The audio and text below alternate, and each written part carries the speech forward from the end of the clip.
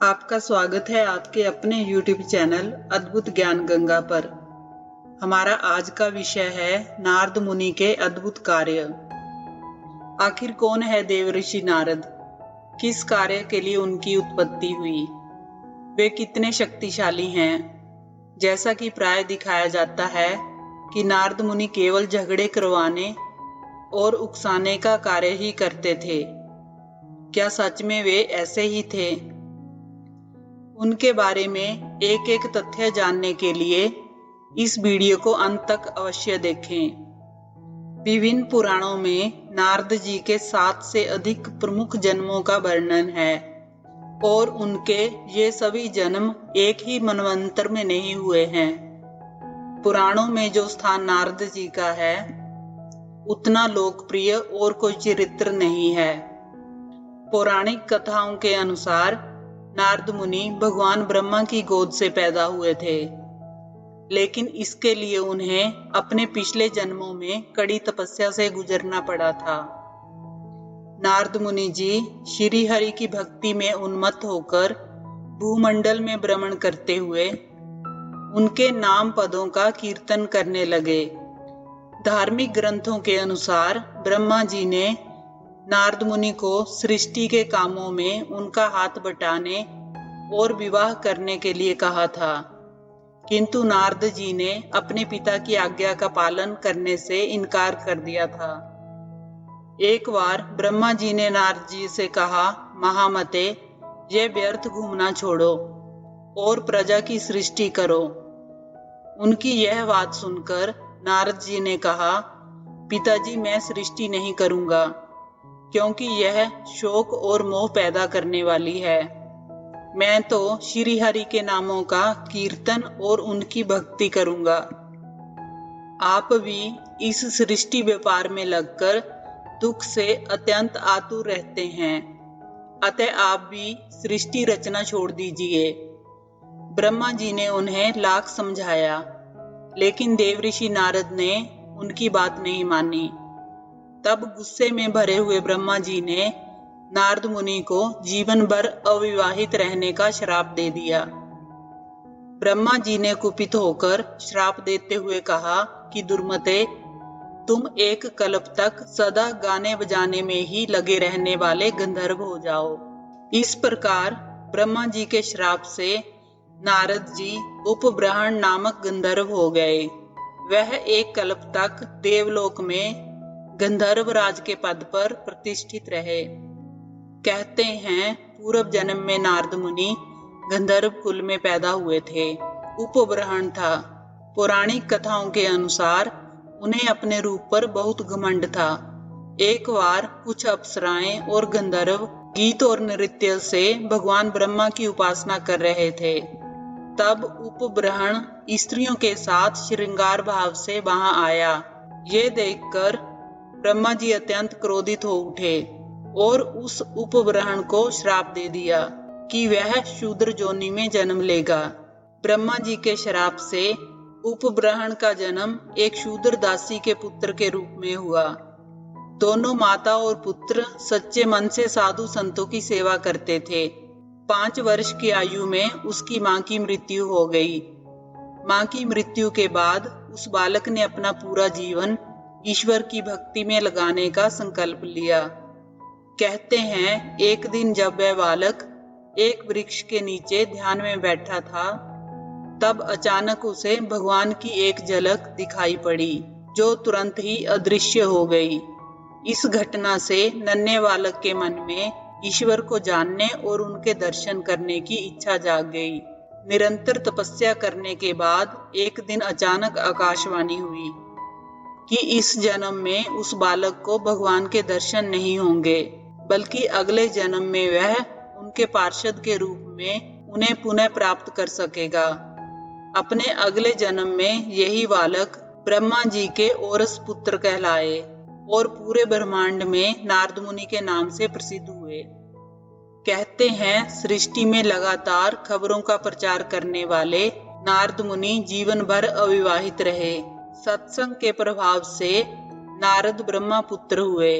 तदंतर पुनः भक्ति भाव से उन्मत्त हो भूतल पर विचरते हुए वे श्री हरि के पदों का गान एवं कीर्तन करने लगे। मुनेंद्र नारद वैष्णव में श्रेष्ठ, श्री हरि के प्रिय और ज्ञान के सूर्य हैं। वे परम भागवत हैं। एक दिन विभिन्न लोकों का दर्शन करते हुए नारद जी इलावर्त खंड में गए। वहां वेद नगर नामक नगर है। इस नगर को जोगी नारद जी ने देखा। वहां जिसको भी नारद जी ने देखा वह विकलांग था। वहां की स्त्रियों और पुरुषों को अंग भंग देखा। उन सबको देखकर नारद मुनि ने कहा कि ये क्या बात है। आप सब लोगों के मुंह कमल के समान हैं और शरीर दिव्य हैं। आप लोग देवता हैं या उपदेवता अथवा कोई ऋषि श्रेष्ठ। आप अंग भंग कैसे हो गए। उनके इस प्रकार पूछने पर वे सभी दीनचित होकर बोले, महर्षि हम लोग राग हैं। ब्रह्मा जी के एक पुत्र पैदा हुआ है जिसका नाम नारद है। वह मुनि बेसमय ध्रुव पद गाता हुआ इस पृथ्वी पर विचरण करता है। उसके ताल स्वर से रहित गानों बिगानों से हम सब अंग भंग हो गए हैं।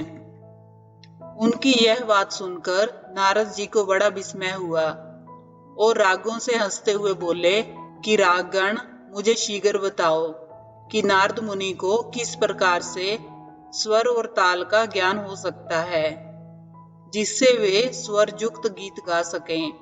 रागों ने कहा कि अगर सरस्वती देवी नारद जी को संगीत की शिक्षा दे दें तो वे ताल से गाना सीख पाएंगे। उनकी यह बात सुनकर नारद सरस्वती जी की कृपा प्रसाद प्राप्त करने के लिए तुरंत शुक्र गिरी पर चले गए। वहां उन्होंने 100 वर्षों तक अत्यंत दुष्कर तपस्या की। नारद जी की तपस्या से वह पर्वत शुक्र का नाम छोड़कर नारद गिरी के नाम से प्रख्यात हो गया। नारद की तपस्या से प्रसन्न होकर श्री सरस्वती जी वहां आई। तब वहां नारद जी ने उनसे मांगा कि मुझे स्वर ताल का ज्ञान दीजिए जिससे मैं अविनाशी एवं सर्वोत्कृष्ट रास मंडल में सर्वोपरि और अद्भुत संगीतज्ञ हो जाऊं। तब प्रसन्न होकर बाग देवता ने महात्मा नारद को स्वर ब्रह्मा से विभूषित एक वीणा प्रदान की। साथ ही राग रागनी लय और स्वरों का ज्ञान भी दिया। सरस्वती देवी ने नारद जी को संगीत शिक्षा दी। इसके उपरांत नारद जी गंधर्व नगर में गए और तुम गुरु नामक गंधर्व को अपना शिष्य बनाकर नारद जी मधुर स्वर में वीणा बजाते हुए श्री हरि के गुणों का गान करने लगे। नारद जी तुम गुरु के साथ करोड़ों ब्रह्मांड समूहों को लांघकर प्रकृति से परे गोलोक धाम में जा पहुंचे। वहां उन दोनों ने श्री कृष्ण के दर्शन किए। वहां श्री कृष्ण के सामने नारद जी ने वीणा वादन की अद्वितीय कला को प्रस्तुत किया। भगवान श्री कृष्ण उस वीणा की प्रशंसनीय स्वर लहर की सराहना करते हुए जल रूप हो गए। उस समय उनके शरीर से जो जल प्रकट हुआ उसे ब्रह्म द्रव्य के नाम से लोग जानते हैं। नारद जी की एक कथा राजा दक्ष से जुड़ी हुई है। राजा दक्ष को अपनी पत्नी आसक्ति से 10,000 पुत्रों की प्राप्ति हुई थी, लेकिन दुर्भाग्यवश इनमें से किसी ने भी राजपाट नहीं संभाला, क्योंकि इन सभी राजकुमारों को देवऋषि नारद ने मोक्ष के मार्ग पर चलना सिखा दिया था। इसके बाद राजा दक्ष ने पंचजनी से विवाह किया और उन्होंने 1000 पुत्रों को जन्म दिया। नारद जी ने इन सभी राजकुमारों को भी मोक्ष की शिक्षा दी और सांसारिक मोहमाया के बंधनों से दूर रहने का पाठ पढ़ाया। जब दक्ष प्रजापति को यह ज्ञात हुआ कि उनके सभी पुत्र नारद मुनि की बातों में आकर अपने कर्तव्य की उपेक्षा कर रहे हैं, तो वे नारद जी पर बड़े क्रोधित हुए और वे आवेश में भरकर नारद से बोले, ओ दुष्ट, तुमने झूठ मूठ साधुओं का बाना पहन रखा है। हमारे भोले भाले बालकों को भिक्षुकों का मार्ग दिखाकर तुमने हम पर बड़ा अत्याचार किया है। तुमने उनके दोनों लोकों का सुख चौपट कर दिया है। तुम इस प्रकार बच्चों की बुद्धि बिगाड़ते फिरते हो। सचमुच तुम बड़े निर्लज्ज हो। तुम तो हमारी वंश परंपरा का विच्छेद करने पर उतारू हो रहे हो। नारद जी के इस कृत्य से राजा दक्ष को बहुत क्रोध आया और उन्होंने महर्षि नारद को श्राप दे दिया कि वह कभी भी एक स्थान पर ज्यादा समय तक टिक नहीं सकेंगे और हमेशा ब्रह्मांड में भटकते रहेंगे। देवऋषि नारद ने बहुत अच्छा कहकर दक्ष का श्राप स्वीकार कर लिया। संसार में बस साधुता इसी का नाम है कि बदला लेने की शक्ति रहने पर भी दूसरे का किया वार सह लिया जाए। भगवान श्री कृष्ण से नारद जी को माया का ज्ञान प्राप्त हुआ था। नारद जी ने नारद पंचरात्र की रचना की है। वे भक्ति के आचार्य हैं। इनके 84 भक्ति सूत्र भक्तों के लिए कल्पतारु हैं। यूं तो नारद जी ने कई महान कार्य किए हैं। इनकी सूची बना पाना असंभव सा है। उन्हीं में से उनके कुछ प्रमुख कार्य इस प्रकार हैं। वे नारद जी ही थे जिन्होंने वाल्मीकि जी को रामायण की रचना करने के लिए प्रोत्साहित किया था। वेद व्यास जी को महाभारत रचने की प्रेरणा भी नारद जी ने ही दी थी। नारद जी ने राजा प्रचीन रही को आत्मज्ञान, जीव ईश्वर का स्वरूप का उपदेश देते हुए कहा कि जीव का सखा ईश्वर है, आत्मा निर्गुण है, स्वयं प्रकाश है। देवी भागवत के प्रथम स्कंद के अनुसार नारद जी ने महर्षि वेद व्यास जी को कल्याणकारी पुत्र प्राप्ति के उद्देश्य से देवी भगवती का ध्यान करने का सुझाव दिया था। तब व्यास जी ने कैलाश पर जाकर देवी पराशक्ति की आराधना की, जिसके फलस्वरूप उन्हें शुकदेव के रूप में पुत्र की प्राप्ति हुई। वे नारद जी ही थे जिन्होंने कंस को ये कहकर सचेत कर दिया था कि दैत्यों के कारण पृथ्वी का भार बढ़ गया है, इसलिए देवताओं की ओर से अब उनके वध की तैयारी की जा रही है। देवऋषि नारद की यह बात सुनकर कंस को यह निश्चय हो गया था कि देवकी के गर्भ से भगवान विष्णु ही मुझे मारने के लिए पैदा होने वाले हैं। इसलिए उसने देवकी और वासुदेव जी को हथकड़ी बेड़ी से जकड़कर कारागार में डाल दिया था। कंब रामायण के युद्ध कांड के अनुसार एक समय रावण ने नारद जी से ओम का अर्थ बताने के लिए कहा और जब नारद ने उसका अनुरोध स्वीकार नहीं किया तो रावण ने नारद जी को धमकाते हुए कहा कि अगर तुमने ऐसा नहीं किया तो मैं तुम्हारी जीभा को ही काट डालूंगा। उस समय नारद जी ने रावण को श्राप देते हुए कहा था कि एक दिन तुम्हारे यह 10 सिर ही कट जाएंगे। वह नारद जी ही थे जिन्होंने द्वारका में जाकर श्री कृष्ण को बताया कि बाणासुर ने श्री कृष्ण के पोते अनिरुद्ध को बंदी बना लिया है। एक बार श्री कृष्ण के पुत्र सांब को एक शरारत सूझी। स्त्री का वेश लेकर वह अपने दोस्तों के साथ ऋषि विश्वामित्र, दुर्वासा, वशिष्ठ और नारद से मिलने गया। वे सभी भगवान श्री कृष्ण के साथ एक औपचारिक बैठक में शामिल होने के लिए द्वारका आए थे। स्त्री के वेश में सांब ने ऋषियों से कहा कि वो गर्भवती है।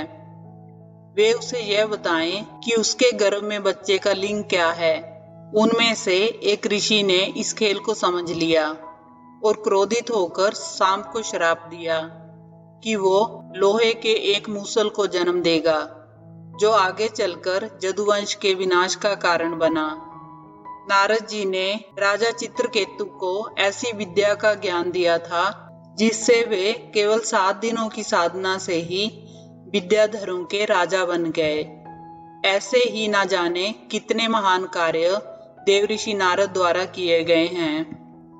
अगर आपको ये कहानी अच्छी लगी हो तो वीडियो को लाइक करें, चैनल को सब्सक्राइब करें। कहानी को अंत तक सुनने के लिए आपका धन्यवाद।